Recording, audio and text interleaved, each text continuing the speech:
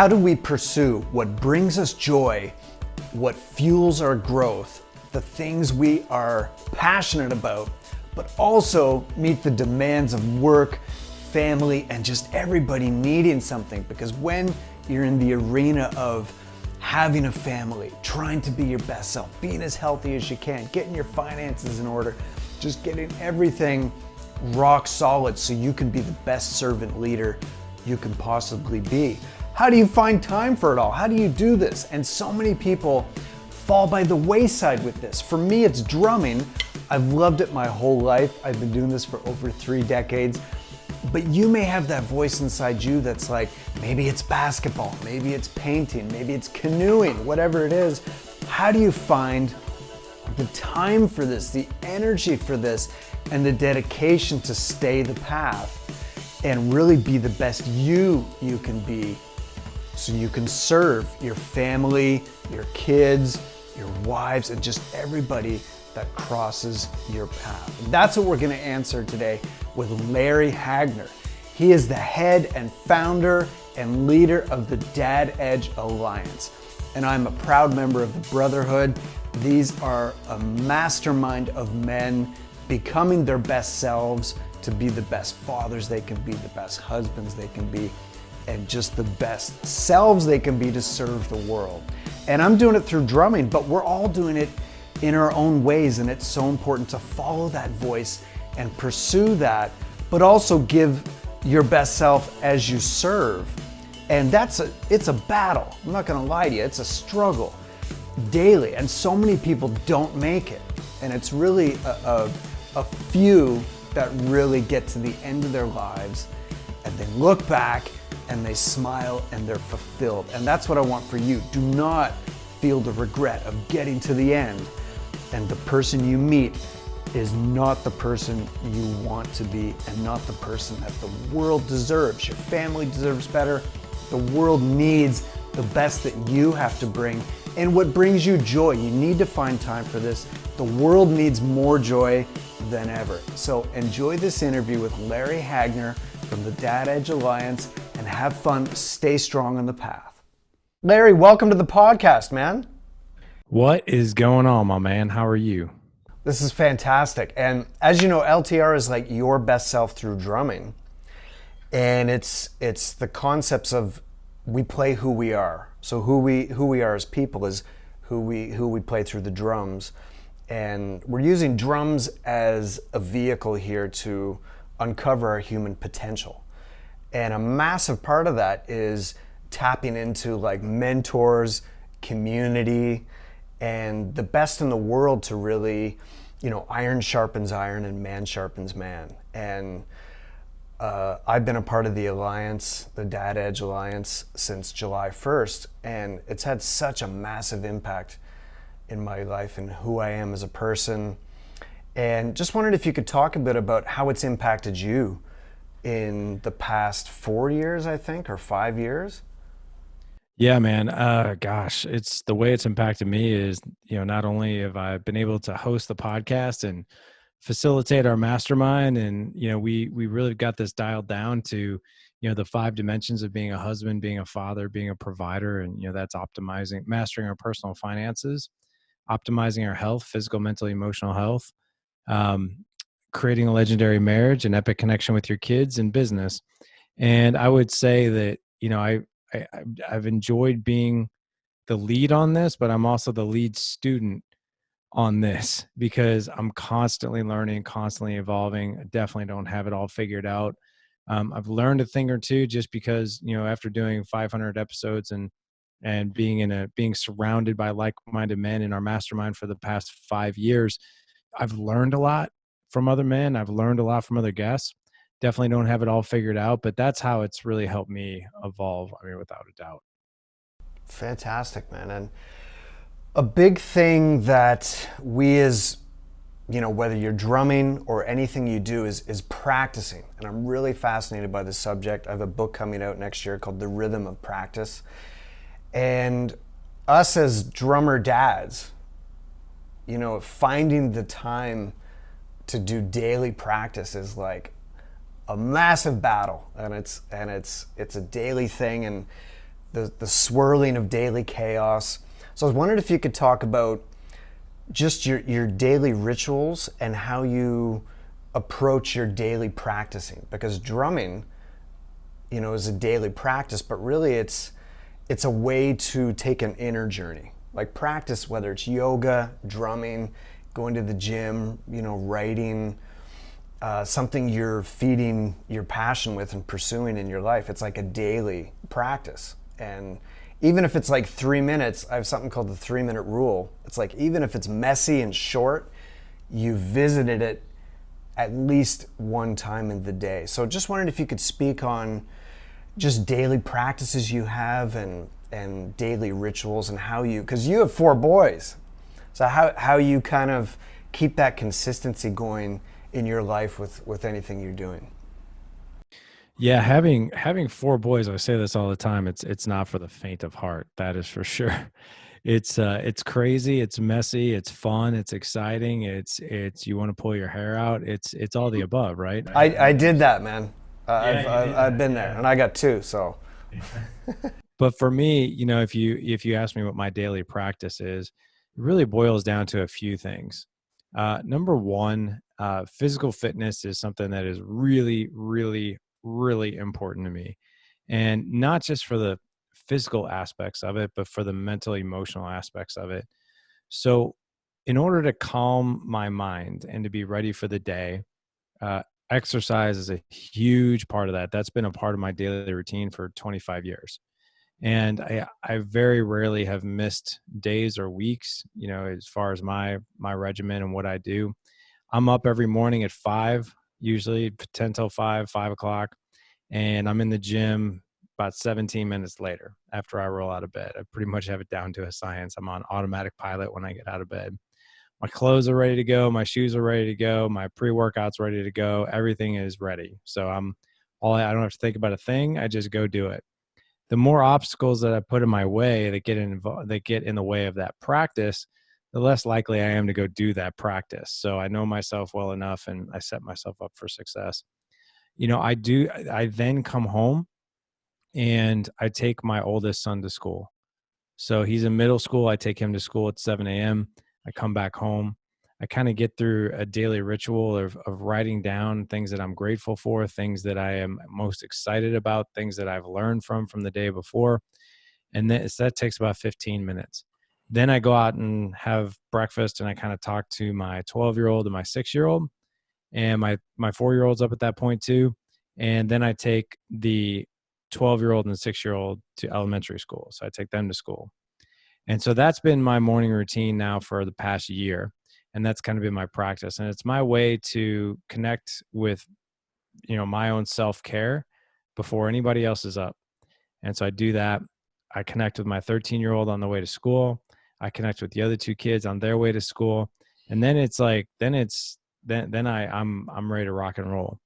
The thing that I'll tell you is that lately I've let my schedule manage me. And what I mean by that is, I I book myself too tight.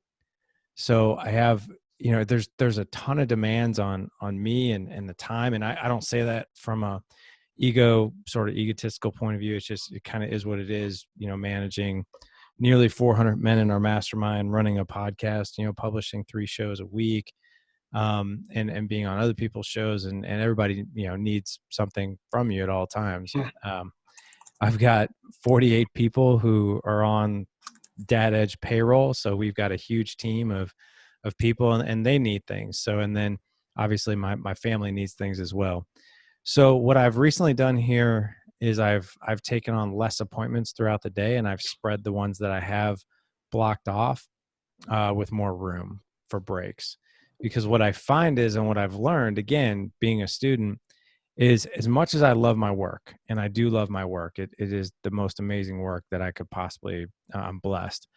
But I do, when I'm constantly being the one pouring out, and when my kids come home from school and I work from home, so I immediately have to step into the role of being dad. And the one thing that I'll tell you, going back to your question of practice, is I've I've been exploring lately of how to create more space more mental, emotional space between the time I leave this office and the time I step 3 feet out. And then it's dad, and everything else you need for the rest of the night. So basically, if I don't put what I've learned is if I don't put these disciplines in, then I tend to get exhausted, going from 5 a.m. and then, 10, 11 o'clock at night, that's when everything finally calms down. And then I just go right to sleep.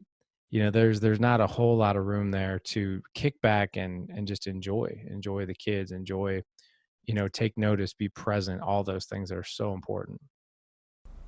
100%. And one of the awesome Alliance members, Uncle Joe Bailey, he's talked about the importance of margins, which I was totally going to ask you about today, because in the last few years, I started to not use the word busy.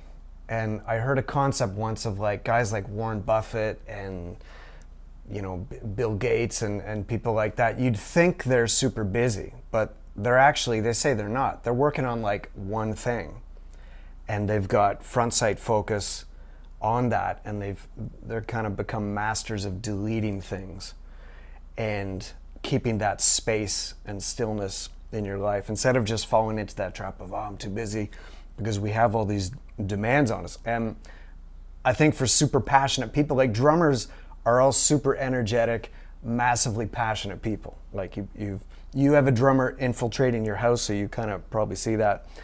And then I think if that happens, we can fall into the trap of overscheduling, letting things pull you around, trying to do too much in one day. I've been guilty of that for years.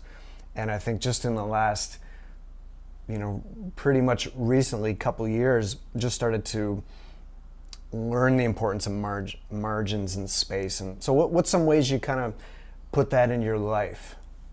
It looks like family routines and rituals. Like, I know you like to return to nature, walks in the woods. And what's some ways you kind of keep that stillness and margins and space to recharge? So a couple different things. I would say, on a daily basis, I think my margin space is my morning routine. Like, that's my margin space. The thing that I've learned here recently, though, is that if I don't create like these small blocks of margin and space between like coaching calls and appointments and, leading mastermind sessions and that kind of thing, I tend to get myself into trouble. And when I do have that space, so like, for instance, like I said, I used to block my entire, like, there have been days where I've snapshotted my calendar and I'll be double booked, and, I'll have literally from 8 to 5, I don't even have a break to go to the bathroom. And I started asking myself, like, why am I doing this to myself? And I try to get everything I possibly can in. And by the end of the day, like, I'm smoked. Like, and it's because of that very thing. It's like I have no margin. So what I've done now is I've taken 2 appointments out during the day, and I've spread out appointments to where I have at least 15 to 30 minutes between each appointment. And during those downtimes, I mean, it sounds simple, right? But I'll grab a bite to eat. I'll make a smoothie. I'll reflect upon some of the good things that have happened throughout the day. I'll do something to recharge, whether that's maybe I'll crack open the Bible and read a few verses. Maybe I'll just go on to, I love stuff that makes me laugh. Maybe I'll watch a 8-minute YouTube video of my favorite comedian, Jim Gaffigan, just to add some lightness and some laughter to my day. And that really helps me a lot, like adding those. And when it's nice outside, yeah, I like to walk and, be outside or do something outside. One thing that I do now is I try to walk my dog every day. And I try to do that. I usually try to have a buffer in there of like 30 to 45 minutes, or like maybe I'll crank out like it's not a call that I need to be fully present on, like with a coaching call. Maybe I need to call my bank back, or I need to call, my kid's school or whatever, need to return some phone calls. So I'll do that while I'm walking my dog, or I'll just listen to music while I'm walking my dog. But yeah, it's getting outside. Yeah, recharging. And that's so important when you're really going for it. Like, you're following your passion, you're really going for something extraordinary and really to push yourself and to reach into your potential, like recharging the well becomes not a luxury, but a necessity. So I find the same thing, going into space and really like going for the max that you can possibly deliver and then pulling back and recharging. But it's a massive challenge if you're trying to, go into drumming every day or, truly push yourself and maximize the day. And I love you mentioned humor. That's a big value to me, and I was lucky to have some great teachers that really, for drummers, we're hitting stuff. Like, let's keep things in perspective. No one's gonna die. We're not doing surgery. We're not, like we're like a firefighter or something like that. Like, these are real heroes. We're drummers. We're hitting things, and let's keep it in perspective and keep the humor alive in this, right? And I also like that you brought up the point of tapping into, something like the Bible or community or something greater than ourselves. And that really took me a few years to really learn this, to go beyond myself into, as far as drumming, music and the way the band feels and the way the audience feels and what this really means to people, and kind of forgetting my own ego and myself and really approaching drumming as like a servant leader. And drumming, it can be a self-absorbing thing. So I also wanted to maybe bounce that idea off you of, we have daily practices and we're following our dreams and passions, and we're trying to fill our own cups, but also being a servant leader and giving, and that kind of balance there. So if you could talk about the ways that maybe you've grown as a servant leader in being on this journey yourself. Yeah, I think part of being a servant leader is you've got to do less telling and more showing, right? So an example of that is I've gotten more disciplined around my devices, as far as my mobile device, or, because doing what I do, you're forever connected to everything going on at all times. And my 13-year-old, he's almost 14, he just got a phone. And what I've noticed is I've told him, I was like, hey man, here are the boundaries. Like, you can't be on this thing at all times. There's got to be boundaries. There's got to be discipline around it. You got to be able to get away from it. And when we say that's enough, that's enough. And hopefully what we really want is for you to understand when it's enough and put it up. And what I've noticed is that I have to be the one to show him that. So like, part of you talk about margin and boundaries. Part of margin and boundaries in our home is trying to limit mobile devices from 5 to 9. So, does it happen all the time? It doesn't happen all the time. But does it happen most of the time? Yeah, it happens most of the time. And there's an awareness there. There's never a mobile device at the table, ever. And I would say when we're all sitting there at, we're playing a board game as a family, or we're doing something, there isn't a device around. This past weekend, we went for a family hike. The only reason we had our phones was because we wanted to take photos. My son and I threw the football. I don't need a mobile device in my pocket to throw a football with him. So things like that, that you're outside. We also took a walk together. You don't need a mobile device in your pocket to take a walk. People can wait, and that text message that you think is so important, it can definitely wait. No matter how important it seems to be at the moment. And I love that you talk about, I guess you could call it death, or you could call it detaching. One of the first conversations we had was like, go to the end of your life and try to detach and see it, what's really important. And I read Marcus Aurelius like every day, meditations and just anything like that, of being able to detach. And for sure, I find myself pulled onto, what's important, and I have to override that. But then when you look back, you're like, man, am I ever glad I overrided that? And then I feel the guilt and the pain of like the times I didn't. And I don't think guilt and pain is so bad, because it really shows you what you could do better for next time. And I've got two young kids, and I've been guilty of it. I get pulled in this, and I'll ignore them, and then later I'm like, man, that time is gone. These little people are only in your life. Everything's changing. Everything's constantly shifting and changing. So I love that.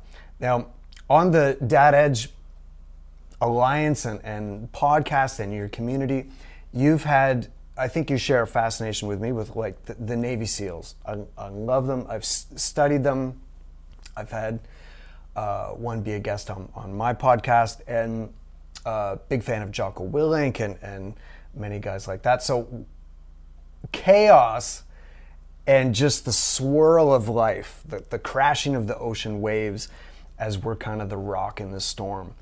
And you got 4 boys, and you're in it. We've kind of talked about it already, but wondering if you could talk about any maybe practices, things you've learned from not necessarily Navy SEALs, but just the concept of being comfortable in the chaos, comfortable with discomfort. So I could talk, I think, all day on this one, from experiences of, not only doing this well, but doing it incredibly wrong at the same time. What I'll share with you, Chris, and the audience, is I want to just take a step back in your previous question when you're talking about the time that's gone when you're around your kids.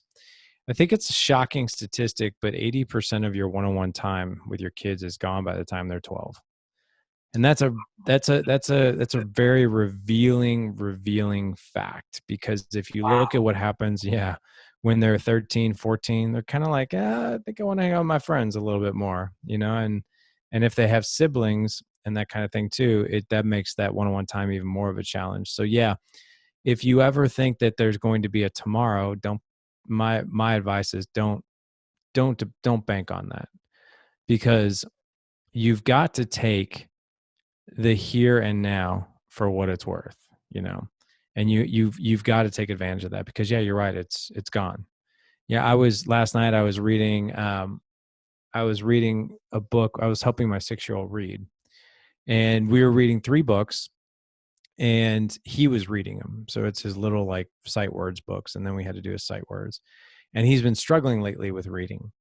And there was a part of me that I felt the pressure of helping my wife and giving attention to the other 3 kids that needed my attention. I heard her in the other room struggling to get my 4-year-old down to bed. And then I heard my older 2 downstairs fighting, and I'm in his bedroom.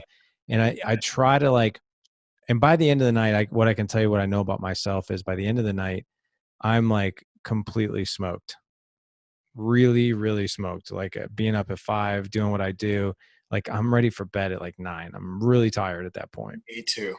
And I know full well that is the most important time of the day for kids. And I sat there with my 6-year-old, and he was struggling, and I thought to myself, my God, when are we going to be done? That's what was going through my mind. When are we going to be done? We're going over sight words, we're reading. And then so that was like an example of chaos in my own mind, that was pulling me away. And I sat there, and I also reflected, and it brought me back to saying, I'm going to look back on when he's 6, helping him read, and I'm going to think, this was so amazing. I got to help my 6-year-old read, and it was just me and him. And if I can spend 30 minutes on a coaching call with a man and be fully present, why shouldn't I be fully present with my 6-year-old for 30 minutes when he needs me to help him read? And I think a lot of parents, they lose their patience, me included, because I was kind of losing my patience. I'm like, oh my God, I should go downstairs and intervene. I should be helping my wife with my 4-year-old, and it's already 8:30, and the kids are getting to bed late, and all these things started racing through my mind, and I just wanted to hurry things along. And I allowed my mind and my heart to slow down and be like, no, you should be right here. You should be right here, because this is where he needs you to be, and this is where you need to be. And you can either sit here and reflect upon all the other things you can be doing, or you can be fully present. And that's hard. It's really, really hard to turn off, especially when you hear the chaos just in the next room. But yeah, you talk about like the SEALs and, you know, that they're arm in arm and the waves are just crashing over their head and it's like chaos. That'll drive you crazy. And that's what sometimes being a parent feels like. And what I can tell you is it really, you know, you ask like how, right? How? A couple things. One thing I've learned from Mark Devine, who's a former Navy SEAL, is breath control. And I never really, it always sounded kind of woo woo to me, like, oh, breath control. But I'm also like, my background is in health and exercise science. So I do know health and biology and all, and body and all that. He's like, when you don't chest breathe and when you diaphragm breathe, that activates your rest and digest oh my God, I can't talk. Parasympathetic nervous system. There it is. And that allows you to calm. Now, if you're breathing with your chest, which most people do, that constantly agitates the sympathetic nervous system, which is your fight or flight. So if you want to physiologically tone it down, turn your body down, diaphragm breathing. So that's one. Even box breathing is great. And he's a big proponent of that. And that's 4 seconds in, hold 4 seconds, 4 seconds out, hold 4 seconds. And that will bring you some calm. Then it boils down to choice. You know, am I going to succumb to this thought in my mind that I'm growing impatient, that I need to do this or I need to do that and it's late? Or do I make the choice to really enjoy this time that I have with him? So I think you can do things physiologically that will help calm you. And then it boils down to your choice. And that's really looking at some of these things through the lens of absolute gratitude. You know, and let me give you one more example. My 12-year-old is very competitive. He's also my drummer, right? He's very competitive. He's a football player. He's a drummer, and he's very hard on himself.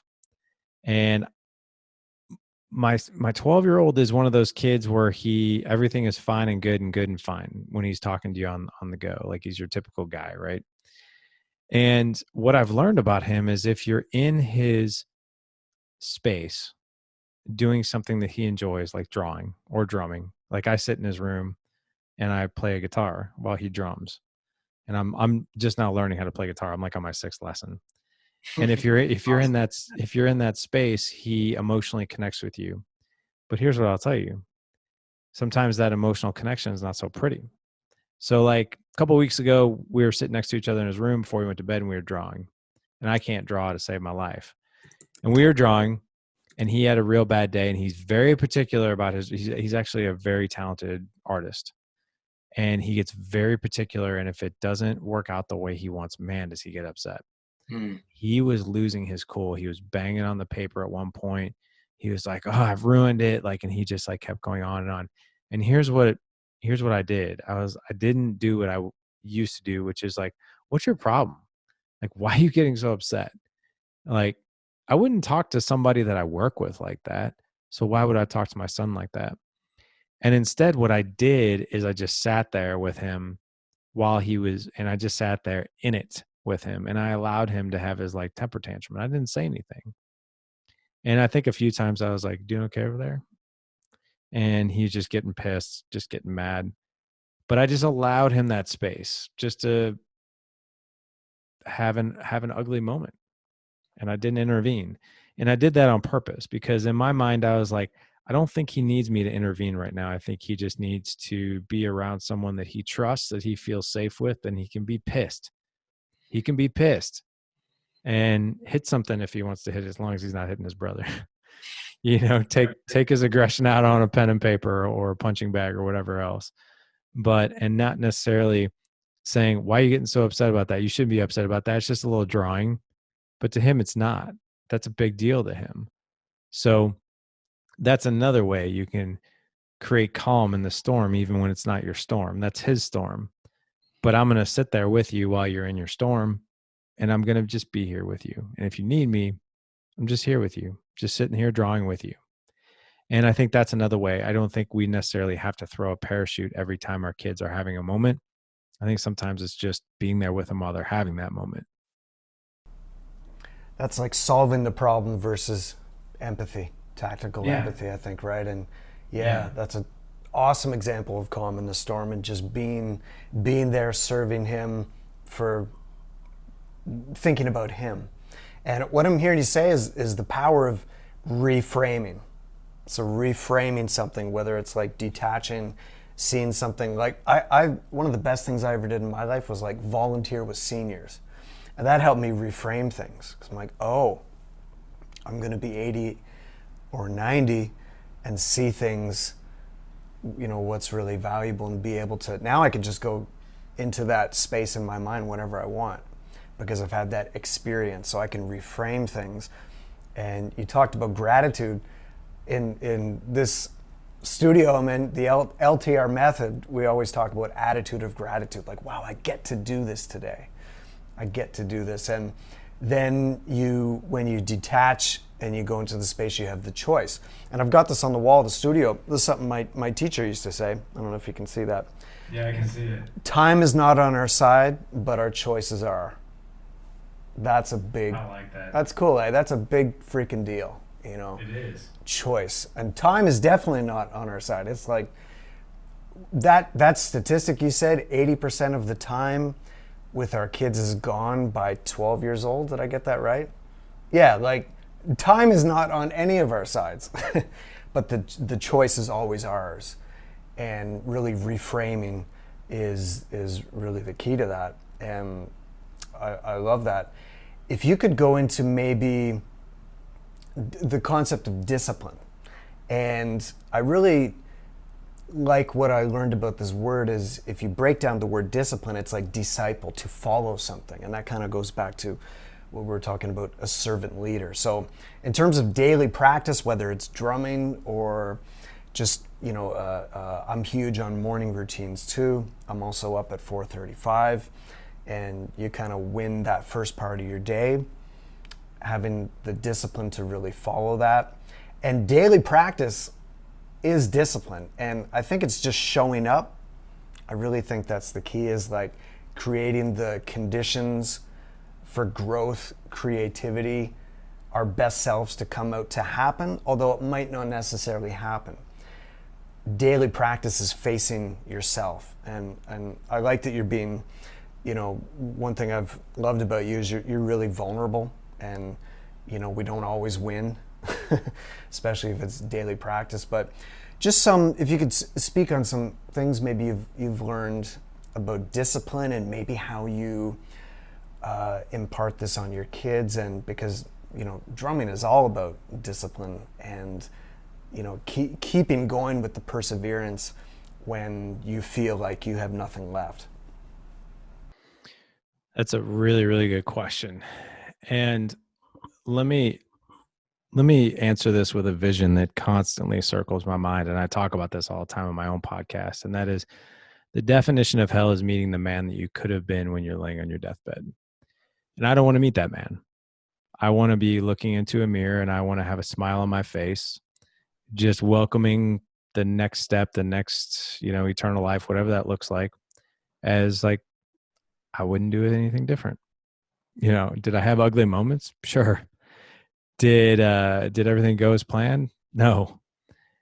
Did I put my best foot forward at all times? I tried.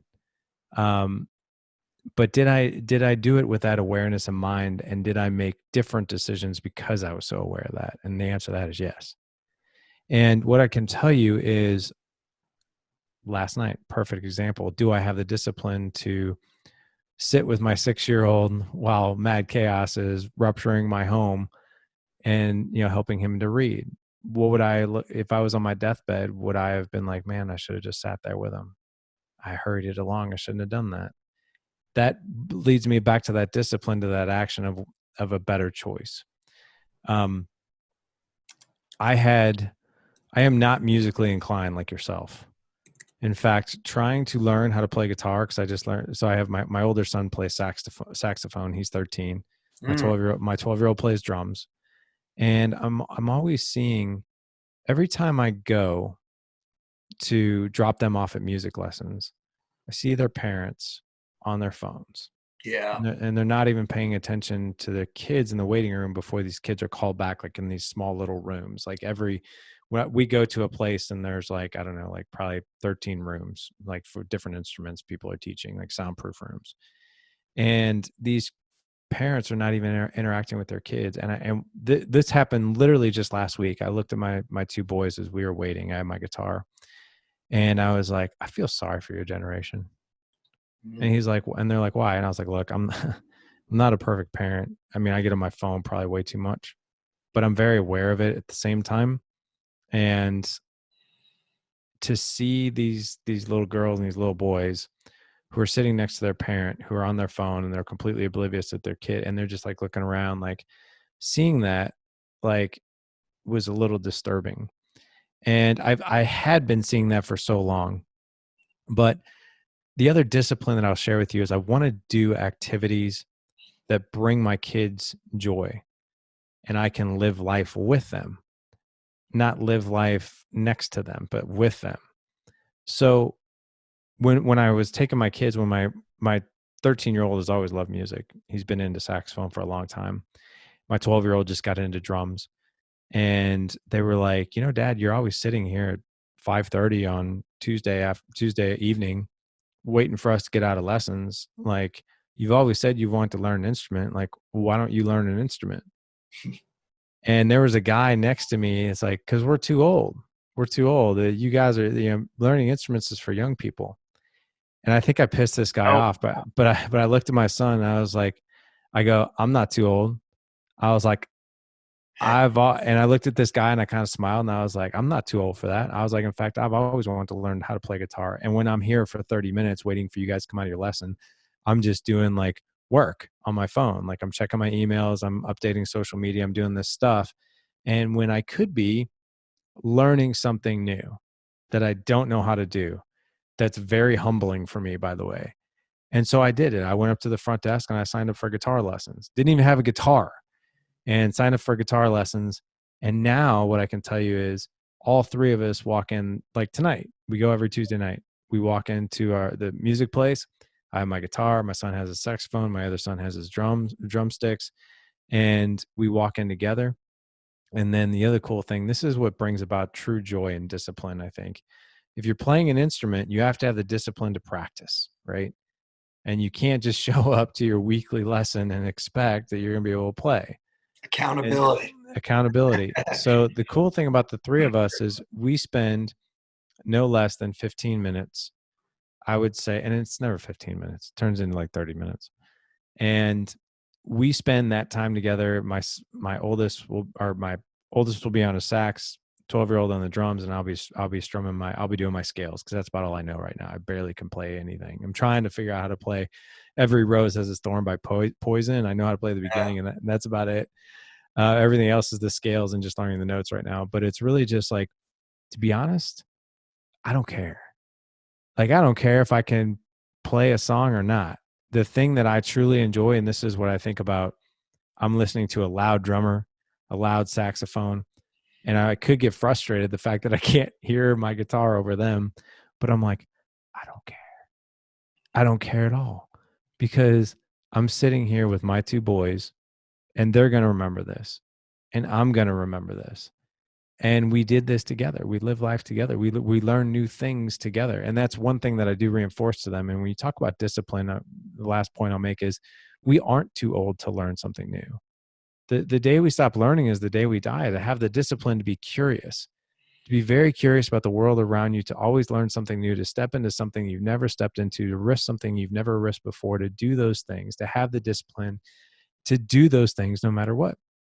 And I think when you have that discipline, you show that discipline, you exemplify that discipline, that trickles down. Because one thing I can tell you about my boys is they will step into fear. They'll step into discomfort. They're scared, but they'll do it. They won't do this. No, I'm not going to do that. I'll never do that. They will do it. And that's one thing that I'm just like, wow. And I don't know if I could take credit for that or not. Like, I have no clue if I'm the one teaching them that or not, but I don't really care, as long as they're learning it and we're doing these things together. So the discipline to do those things, I think, is really important. That's massive. And one thing with this LTR concept that goes on here with the drums is it's almost like it is actually, it's a battle against certain things. And one of them would be just this concept of what you mentioned before. I like that you pissed that guy off. It's like, yeah, I'm too old. And it's like, no. And the kind of don't care, you kind of don't give an F. You know, no, I'm going to do this and I'm going to take action. And then it kind of becomes like a way of life. And one thing I want to honor about you is like things you're taking action on and you're exemplifying, such as like going the extra mile. You know, that's the very fact we're on this podcast is, you know, you don't have to do this. I'm sure you have 10,000 things to do. And you're going the extra mile by sharing, giving, serving, and just, you know, doing that extra bit of excellence that you don't have to do. And that's kind of attached in the I don't care, you know, like F it, I'm freaking doing this and I'm playing guitar. And joy becomes, you know, we said discipline is following something, being a disciple of something. So joy is a fantastic thing to follow. And drums are all about joy and anything that is that inner voice within you to follow, whether it's like, you know, basketball. Look what Kobe did with Dear Basketball. You know, that's like he just had so much love and joy, and that's what gave him the discipline to do the, you know, 3:30 a.m. practices. And there's so many great stories about practicing through him. So I want to honor that with you and thank you for your white belt mentality. You know, you being the eternal student. I definitely see that in myself, and I know you have a heart out. So I want to end it with one quick question. One of the things we, you know, kind of battle against with our drumming is this kind of life of distraction, and it's only gonna just compound in the next like 2, 5, 10 years. So I know what you mean. I look at my kids and the world they're going into, and it's like, wow. You know, the best button on your phone is the off button sometimes, and especially in terms of practicing. There's no magic app, you know, so focus is one of the LTR qualities we can get through drumming. Following your passion, you know, approaching joy. So since you have a drummer that's infiltrated your house, I was wondering if you could just, if there's anything you've observed in qualities that drumming you're seeing with him living through the drumming. So it could be focus, maybe it's patience, you know, because drumming, no matter how hard you try to force it, it comes slower. You know, you gotta kind of let it come. You can't come at it with ego. It won't work, you know, being the eternal student. There's so many great qualities that drumming brings us. It increases confidence over time. And just wondering anything you've observed in being close to your drumming son. And I know he's early in the journey. Yeah, he's early in it. Yeah. I can tell you that there's a couple things I've noticed. So last night he was pissed. And it's the first time I've seen him upset, because like the thing that I've noticed about him, I was like, wow, he's picking this up really fast. Like he already knows, like he's only been to like 6 lessons, and he already knows how to play Believer by Imagine Dragons. He just like, he cranks like on this one beat where he's hitting the bass and the snare and the cymbal at the same time, doing 3 things at once. And a couple other things he does. And I'm like, holy crap, like this kid's picking this up really fast. Last night he got pretty frustrated that he wasn't hitting the beats the way he wanted to. That's me every day, by the way. Right. 3 decades of playing. So Tell him that I every day. Yeah. So I think that kind of wore on him a little bit. But at the same time, I have seen a lot of joy in him, which has been really cool. The other thing too is he and I are wired the same when it comes to physical output results in emotional and mental well-being. So in other words, I have to do something physical in order for me to be physically and emotionally feel well. The endorphins, the sweat, the pushing heavy things, doing things I otherwise wouldn't. I just joined I just joined a gym here called F45 here in St. Louis, and it's functional fitness in 45 minutes. And they have you doing all kinds of crazy things. And like yesterday I did a box jump. I don't know how high it was, but it was higher than what I could do like in high school. It was probably up to maybe a little bit past my hips. So I saw it on your Instagram. That was awesome. So I had to get a little bit. It was the highest box that they had. I had to get a little air to get it. And my wife made a mention. She's like, "Could you do that in high school?" Because I was out of shape in high school. I was a fat kid. And I was like, I couldn't do half the stuff that I can do now in high school. Like, she's like, "You're almost 45 years old."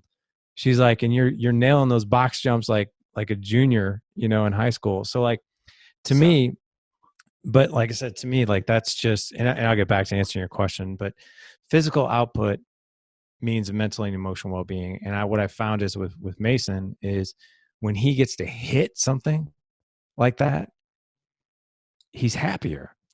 Like he's refreshed, after a practice, after a lesson, he's got a big smile on his face. Yeah. When all of us are together playing our tunes, he's got a smile on his face. Like, it's cool. It's really, really cool. And, if I'm like, you'll appreciate this. If I'm like 800 steps away from hitting my 10,000 steps, my Fitbit is like, "Hey Dad, you want me to put your watch on while I hit these drums?" Cause it registers them as steps.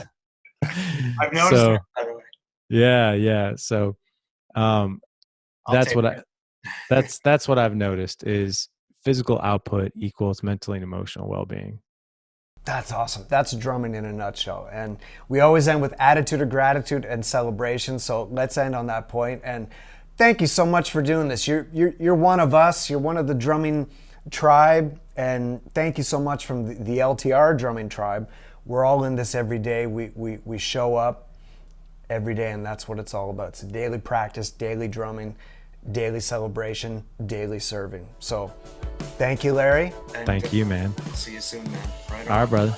Talk soon.